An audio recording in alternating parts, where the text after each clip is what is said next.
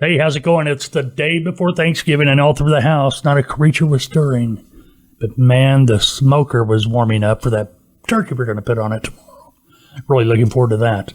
Hey, speaking of turkeys, if you're going to be a freight broker agent, you will be required to sign a freight broker agent agreement with the broker you're contracting to work as a broker agent. Make sure you're not signing your life away. That's coming up on today's FBTV.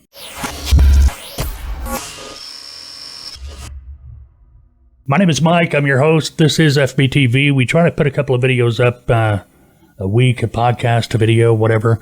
I put up a podcast here just the other day. Matter of fact, anytime we do a podcast, in addition to the videos we post on YouTube, we do convert our podcast into a video. It's not the same content as you see in the video. You can find our podcast right here on YouTube, obviously. You can find it on our website at freightbrokertv.com. You may also find our podcast on your favorite podcast app, iTunes, Stitcher, Spotify, TuneIn. We're just all over the place. Just, log in and do a search for Freight Broker TV, and you can subscribe and start getting our podcast as we post them. Now, today we're talking about contracts, being a broker agent, contracting onto a freight broker to work as an agent for that company. You may be wondering, why a contract? I don't want a contract. Contracts just weird me out. Well, you got a contract. The contract sets you up as a broker agent. That's why it's called an agent, because the contract is actually the foundation for your broker agency. You're going to be contracted to that freight broker as an independent contractor. In essence, you are your own business. You're just contracted to that broker to work under his license, his authority, his bond, and everything else. So no, you're not going to have to get any of that if you are a freight broker agent. Now, the contract itself, there's several documents the broker may want you to sign. The agreement, which we're going to be talking about in detail today. They may want you to sign the commission schedule. You have to fill out application, W-9. W-9, because you're going to be getting paid whatever you earn. There is no taxes held out of your income. So you're an independent contractor. You're on your own. Now, as far as the contract, these contracts are pretty simple. Just a standard independent contractor agreement. But you want to make sure there's nothing in these that can really mess you up in the future. Number one thing you want to look for is that there is not any type of a no-compete clause in that contract. You do not want a no-compete. If there's a no-compete, that's a deal breaker. Okay? No-compete clause, basically, is, once you sign the contract, you are agreeing that you will not seek a job in the industry for X amount of time. In other words, you're not going to compete against the broker you were formerly contracted to. Makes sense? Now, it depends on what state you're in. A lot of those, really don't hold a lot of water as far as that goes. But the problem is, it can sure screw you up waiting to get some judge or something to say, okay, yeah, you're free, go ahead and do it. So no, never sign any type of a broker agent contract that has a no-compete clause in it.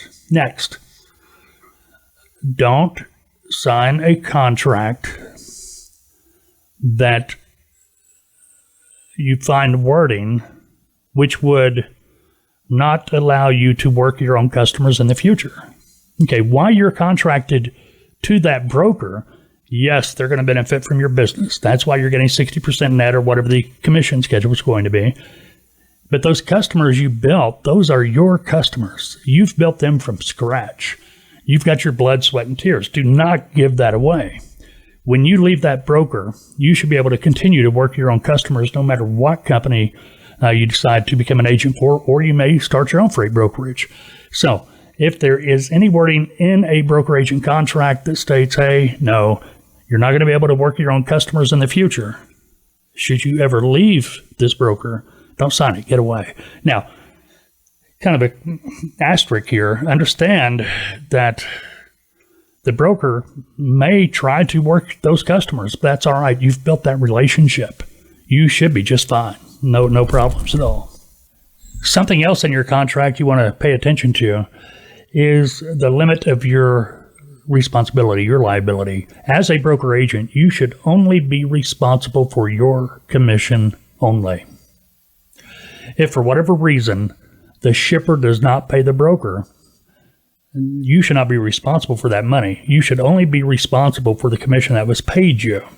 If you find anything in that contract that states otherwise, trying to make you responsible for the whole amount, no. Don't sign that contract. Here's why. For you to be able to start working that customer, the broker had to approve that customer. It's their credit decision, not yours. So if the shipper, your customer, does not pay the broker, that's between the broker and your customer, not between them and you. If for whatever reason there's no way the broker can recoup their money, yeah, fair is fair. You should be and will be responsible at most for the commission that was paid you for the loads moved under or through that customer. Now, another thing you want to check out is your commissions. Industry standard commission for a broker agent is 60% of load net. That's industry standard, average. Okay. There are companies pay a little bit more, but honestly, it's been my experience for those companies that pay a little bit more. Yeah, you may get a little bit more, but you've got to jump through a lot of hoops to get there. And when it comes out in the wash, you're really still about 60%. Now, I've seen contracts down to 50%. Okay, that's up to you. But 60% is pretty standard. Now, word of warning, if you are signing a contract with someone and they are offering you 40% commission, that is a pretty good indication you're not actually contracting to the broker. You're contracting to one of the broker's agents to work at a sub-agent. Make sense? In other words, you've got the broker, the agent you're contracted to is here. They've got the 60% contract, and you are contracting to the agent, and they're paying you 40%. So they're getting a 20% override on what you're doing or whatever their contract is with their company. So you kind of get the idea, right? Check your contracts. Don't just sign it to be signing it. A lot of times, it's been my experience too, that some brokers didn't even know wording like we discussed was even in their contract, and they were quick to take it out because they didn't want that in there. They totally got it. So if you go to get a contract with a broker agent or as a broker agent with a broker, yeah, you can talk to them about the contract before signing. And if they can't get the contract to where you need it to be, walk away. Just walk away. Our Freight Broker TV coffee mugs, they are available at our website, freightbrokertv.com. 11-ounce mug, great for the holidays. Left or right-handed. We're not getting into that discussion again. Hey, listen, if you got questions about anything we're talking about today, or anything we've talked about in any of our other previous podcasts or videos or whatever, or if you've got a question about something we've not even touched on yet, feel free to contact us. Let us know. You can do that through email. You can email us at FBTV@freightbrokertv.com. If you're watching the YouTube channel, ask your question in the comments. You can go to our website at freightbrokertv.com. Below every posting and on our contact page, there are forms there you can fill out.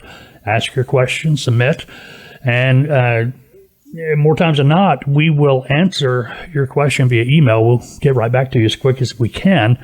And we will, if not, we will definitely be probably using your question in either the podcast or a Q&A video that we got coming up in the future. All right, what else is up? Oh, FBTV is on Twitter. You know, we don't talk about that a lot because, well, it's just one of those things. We are thinking about clients and training sessions and things like that because, obviously, as I've said before, I'm the lead consultant for Taltoa. Check them out. If you know this free freight broker training, the information we're providing here, it's a smidgen. I mean, there's so much to this industry. But anyway, we are on Twitter. Let me back up. If you want to check us out at Taltoa, you can do so, TALTOA.com. But FBTV, we are on Twitter. You'll find the link on our website and, well, our Twitter handle, I guess that's what you call it, is at Freight TV. Simple as that. All right. We are slowly but surely getting our subscriber count up. We appreciate you. Keep subscribing. We will have contests in the future, but we got to get to that 100 subscriber level before we can start the contest. I know there's a lot of talk going on YouTube about, what was it, COPA? Is that right? I don't remember. About changes coming up on YouTube next month about monetization and things like that. Don't affect us. You know, we're not targeting kids at all. So, you know, I've been wondering about a lot of the channels. How are they going to survive, if they will even continue?